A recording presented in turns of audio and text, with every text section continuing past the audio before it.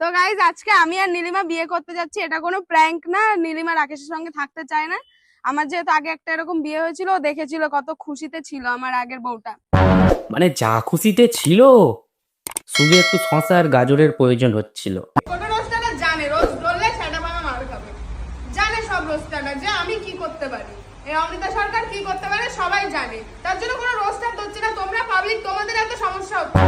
নে আমি তোদেরকে রোস্ট করলাম, তোরা আমার কি ছিড়বি? আর রোস্টারদের সাহসের কথা বলছিস? কত বড় বড় হুনোকে রোস্ট করে ফেলে দিল, আর তোরা তো কোন আলবালছ। কোনো রোস্টারের কোনো সাহস হচ্ছে না আমাদের রোস্ট করবে। আর রোস্টাররা তোদেরকে রোস্ট করছে না কারণ রোস্টাররা ডাস্টবিনের কিটকে নিয়ে ঘাটতে পছন্দ করে না, আর আমি রোস্ট করছি নেহাতি কন্টেন্টের অভাবে, না তো তোদেরকে এক থু। তাহলে তুই আর তোরাও জানিস যে রোস্টাররা তোদেরকে যদি রোস্ট না করে তাহলে তোদের ভিডিওতে ভিউজ হবে না, তাই রোস্টারদেরকে বারবার খোঁচা দিচ্ছিস।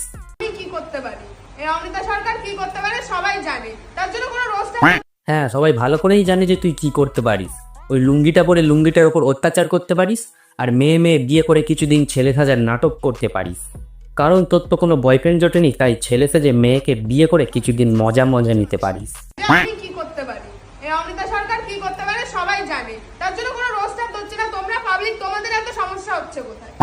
আর পাবলিকের সমস্যা হচ্ছে কারণ নিজের পকেটের টাকা খরচা করে রিচার্জ করে তোদের এই চোদনামোগুলো দেখতে হচ্ছে বলে।